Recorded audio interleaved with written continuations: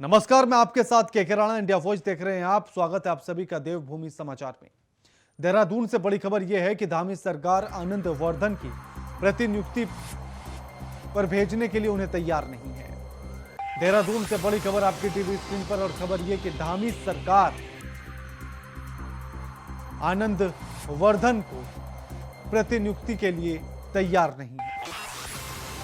आनंद वर्धन के केंद्रीय प्रतिनियुक्ति पर जाने की एनओसी सरकार ने वापस ले ली है। आनंद वर्धन को जल्द ही सरकार बड़ी जिम्मेदारी देने जा रही है, यह सूत्रों के हवाले से खबर है। उत्तराखंड कैडर के 1992 बैच के ईमानदार आईएएस अधिकारी हैं आनंद वर्धन। एसीएस पद पर आनंद वर्धन सीएम के सबसे विश्वसनीय अधिकारियों में से एक हैं। राज्य में कई महत्वपूर्ण पदों पर रह चुके हैं IAS Anand Vardhan.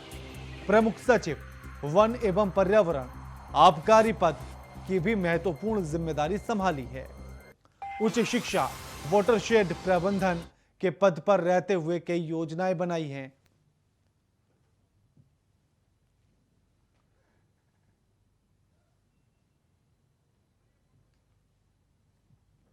Watershed management and infrastructure development commissioner का पद भी संभाल चुके हैं।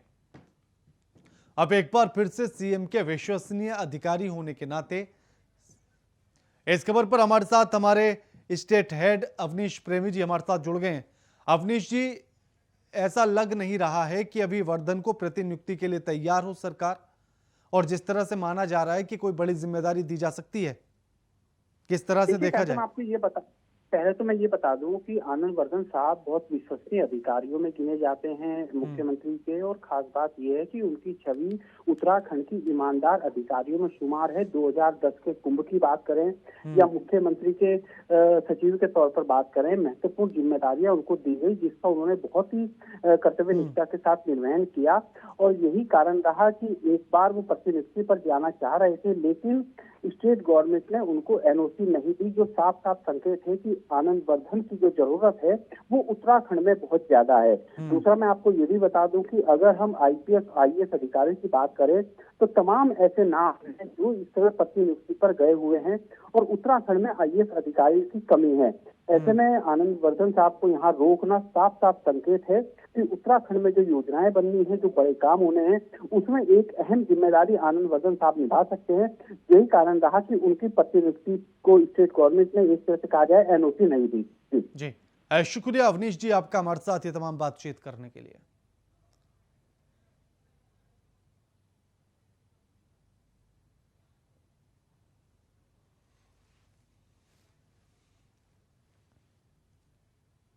अब अग्निपथ को लेकर देहरादून से बड़ी खबर है, और बड़ी खबर यह है कि अग्निपथ योजना के विरोध में सड़क पर युवा उतर आए हैं। बड़ी खबर आपको दिखाएंगे कि किस तरह से सड़कों पर युवा उतर आए हैं और किस तरह से विरोध प्रदर्शन चल रहा है। लगातार ये प्रदर्शन बढ़ता जा रहा है, लेकिन उसी के साथ प्रशासन भी सतर्क हो गया है। सचिवालय के घेराव के लिए अग्निपथ योजना के विरोध में सड़क पर युवा उतरे हैं। सचिवालय कूच कर रहे सैकड़ों युवा देहरादून पहुंचे। तस्वीरें आपकी टीवी स्क्रीन पर हैं। पुलिस ने बैरिकेडिंग लगाकर प्रदर्शनकारियों को रोका। प्रदेश में लगातार अग्निपथ योजना का विरोध हो रहा है। सरकार से लेकर अधिकारी तक कर चुके हैं अलग अलग मंचों से युवाओं से अपील, लेकिन उसके बाद भी युवा अपनी मांगों पर अडिग हैं, जो लगातार मांग कर रहे हैं कि इस योजना को ही वापस लिया जाए और भर्ती की पुरानी प्रक्रिया को ही बहाल किया जाए।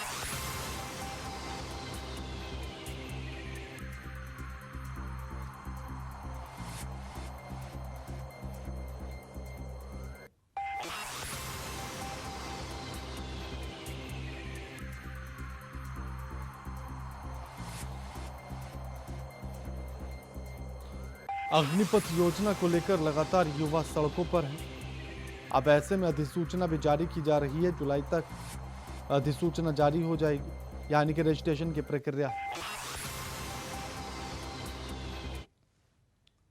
अग्निपथ की स्कीम को लेकर देश भर में चल रहे युवाओं का प्रदर्शन थमने का नाम नहीं ले रहा।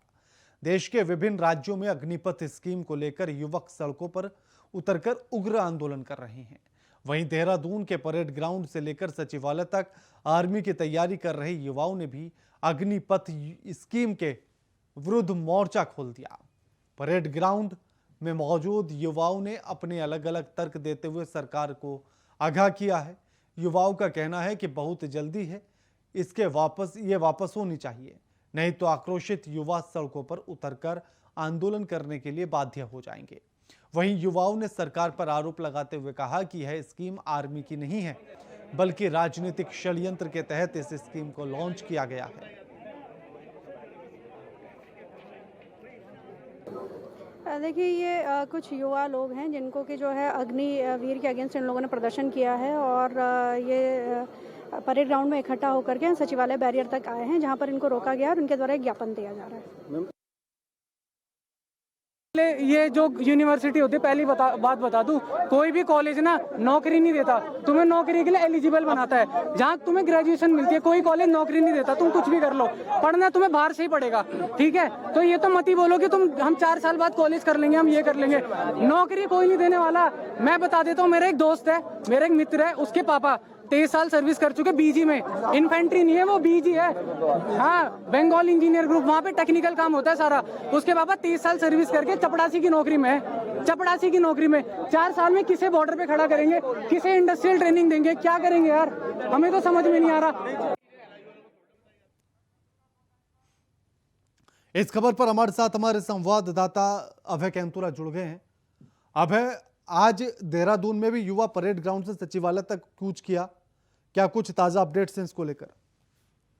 बिल्कुल, ये कह सकते हैं कि अग्निपथ योजना को लेकर सीधे तौर पर जो युवाओं का विरोध है और तेज यहाँ पर होने लगा है।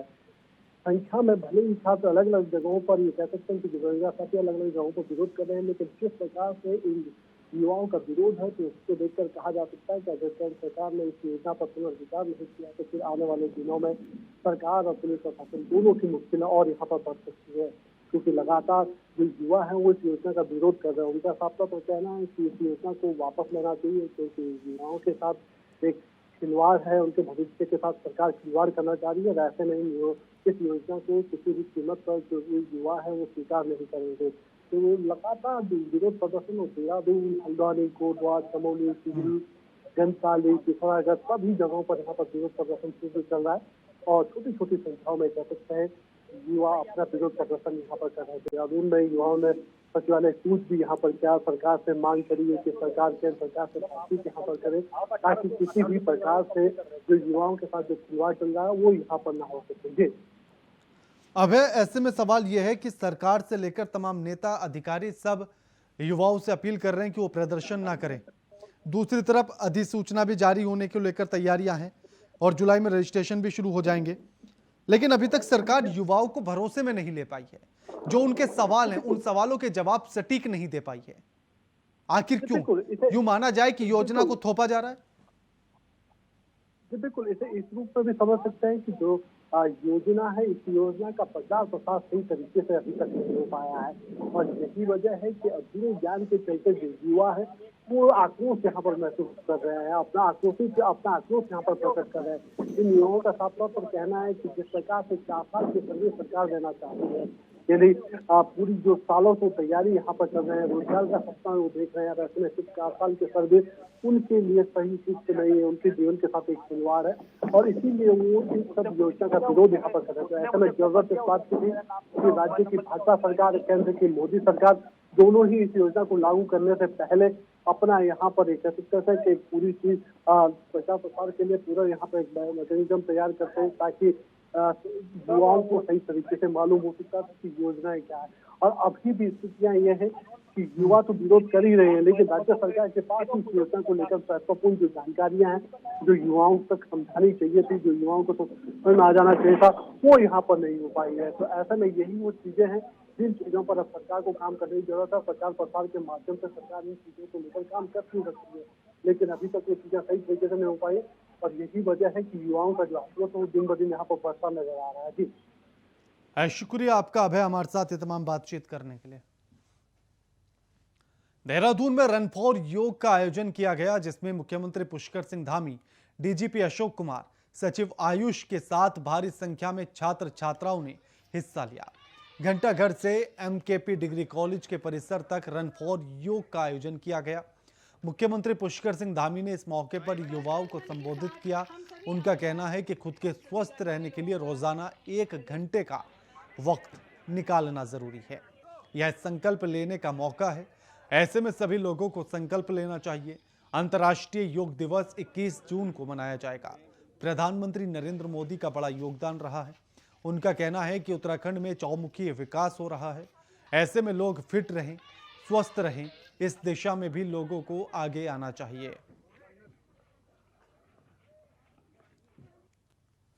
और आपको बता दें कि मुख्यमंत्री पुष्कर सिंह धामी ने भी इस बात का जिक्र किया और उन्होंने कहा कि रन फॉर योग की ही चल रहा है। आपको बता दें कि जिसमें मुख्यमंत्री पुष्कर सिंह धामी जो है वो इसमें शामिल हुए और उन्होंने युवाओं को संबोधित किया। उन्होंने कहा कि चाहे कुछ भी हो, लेकिन युवाओं यानी कि खुद को स्वस्थ रखने के लिए और फिट रखने के लिए आपको 1 घंटे का वक्त रोजाना निकालना होगा, ताकि आप 1 घंटे का वक्त निकालें और खुद को स्वस्थ रखें, क्योंकि स्वस्थ रहना सबसे ज्यादा जरूरी है। स्वस्थ होंगे तो कल आपका बेहतर होगा।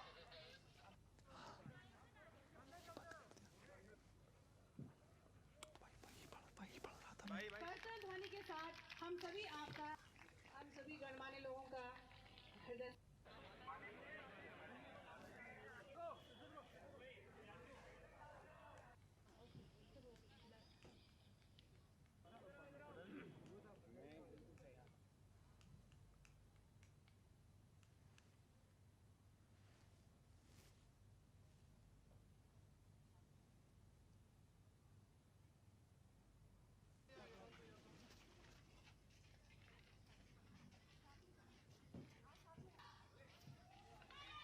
अपना बचपन भी याद आ रहा था कि हम लोग भी जब कभी प्रभात फेरी होती थी, कभी कोई कार्यक्रम होता था, 26 जनवरी होती थी, 15 अगस्त होता था, तो हम लोग बड़े उत्साहित रहते थे पहले से कि आज हम प्रभात फेरी में जाएंगे, आज हम दौड़ लगाएंगे, आज हम सबके साथ जो है एक पूरे जुलूस के रूप में किसी स्थान पर पहुंचेंगे। वो हमारे लिए पहले ही एक उत्सव जैसा होता था और आज आप सबके बीच में आकर मुझे भी लगा कि आज मैं किसी उत्सव में शामिल हो रहा हूँ। इसके लिए मैं आप सबको बधाई देता हूँ। बहुत देश भर में अग्निपथ योजना को लेकर चल रहे विरोध पर सीएम धामी ने बयान दिया। मुख्यमंत्री पुष्कर सिंह धामी ने युवाओं से अपील करते हुए कहा कि प्रधानमंत्री की इस योजना का युवाओं को लाभ मिलेगा। उन्होंने कहा कि 25% नौकरियों में आरक्षण भी अग्निवीरों को मिलेगा। उन्होंने कहा कि इस तरीके से प्रदर्शन जनहित में नहीं है, लिहाजा युवाओं को ऐसे प्रदर्शन से बचना चाहिए। अवसर मिले लोगों को, जो आज एक माननीय प्रधानमंत्री जी ने एक रास्ता दिया है और उसके साथ साथ जो 25% लोग जो है सीधे सीधे उसी चीज़ को कंटिन्यू करेंगे और कंटिन्यू करने के साथ साथ जो लोग रह जाएंगे उनको विभिन्न सेवाओं में उनको अनेकों अवसर मिलने वाले हैं। लोगों को जो आज एक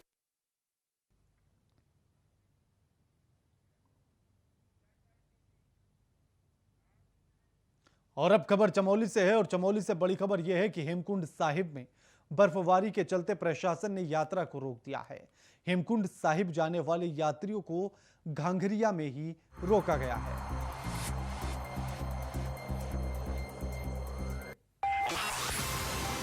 और यह तस्वीर हेमकुंड साहिब से आपकी टीवी स्क्रीन पर है, जहां प्रशासन ने यात्रियों को रोका है और हेमकुंड साहिब जाने वाले यात्रियों को घांघरिया में रोका है। मौसम साफ होने पर ही यात्रा शुरू की जाएगी। बारिश के चलते तीर्थ यात्रियों को जगह जगह पर रोका गया। साथ ही आपको बता दें कि लगभग 4 से 5 इंच तक बर्फ जम गई है हेमकुंड साहिब में।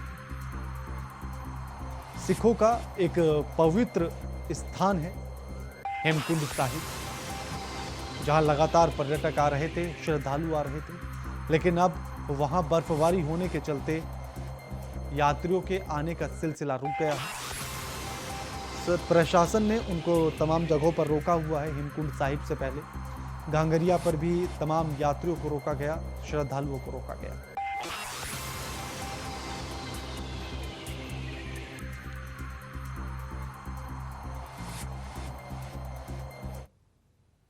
8वें योग दिवस के अवसर पर पतंजलि योगपीठ 75 आइकॉनिक स्थान, 500 जिले और 5000 तहसीलों के एक साथ लाखों गांव और कस्बों में लगभग 20 से 25 करोड़ लोगों के साथ योग करने जा रहा है।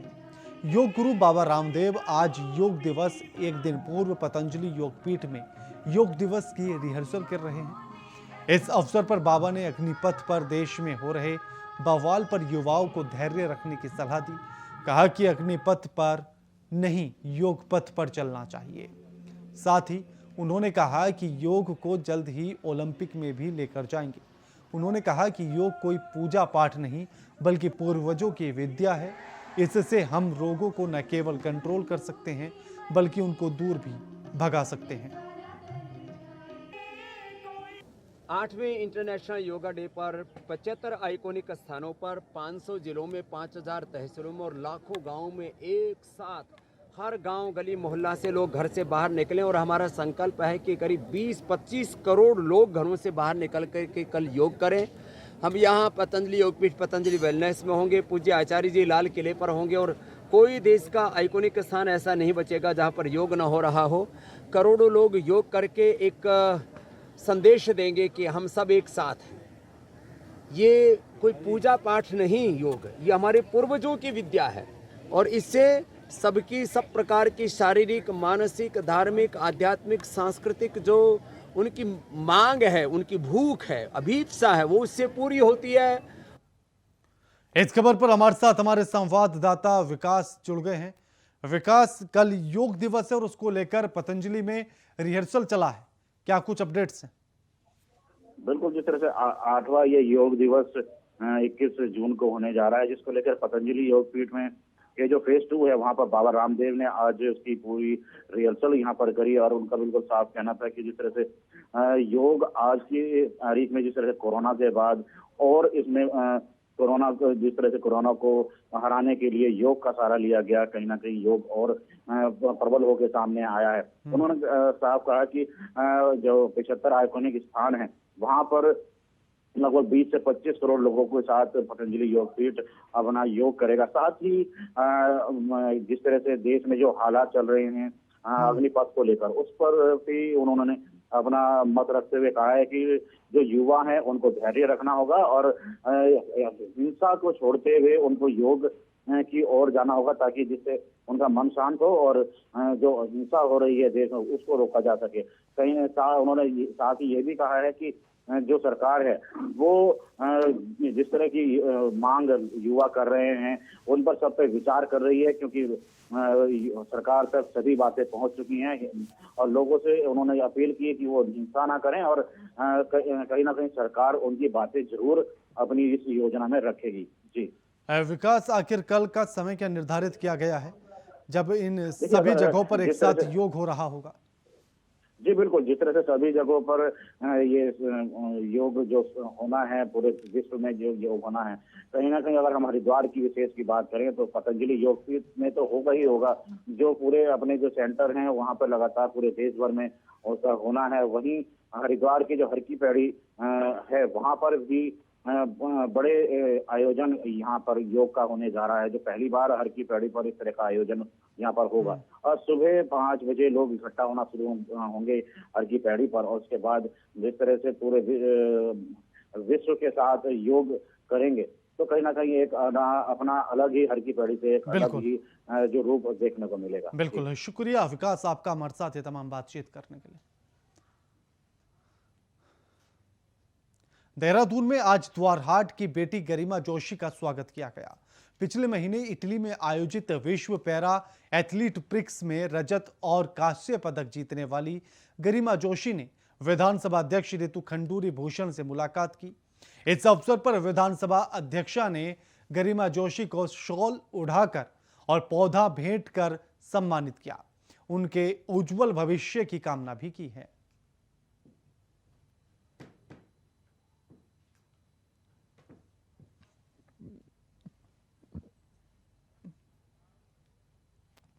उत्तराखंड विधानसभा अध्यक्ष रितु खंडूरी भूषण ने आज केंद्रीय ग्राम विकास एवं पंचायती राज मंत्री गिरिराज सिंह के उत्तराखंड आने पर उनसे मुलाकात की है।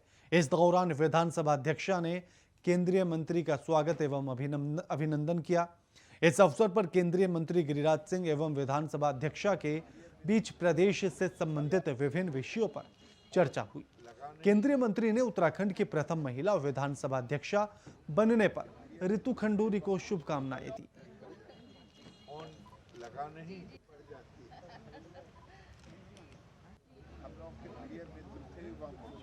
उत्तराखंड विधानसभा अध्यक्षा रितु खंडूरी भूषण ने आज केंद्रीय ग्राम विकास एवं पंचायती राज मंत्री गिरिराज सिंह के उत्तराखंड आने पर मुलाकात की। इस दौरान विधानसभा अध्यक्षा ने केंद्रीय मंत्री का स्वागत किया, अभिनंदन किया एवं इस अवसर पर केंद्रीय मंत्री गिरिराज सिंह और विधानसभा अध्यक्ष के बीच प्रदेश से संबंधित विभिन्न विषयों पर चर्चा हुई।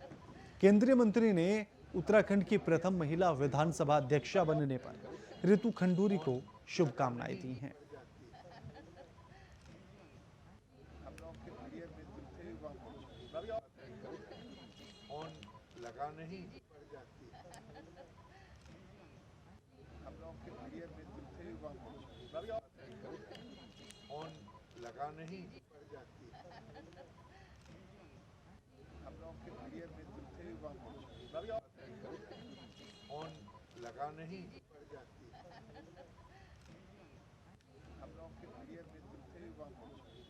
बुलेटिन में फिलहाल इतना ही। नमस्कार।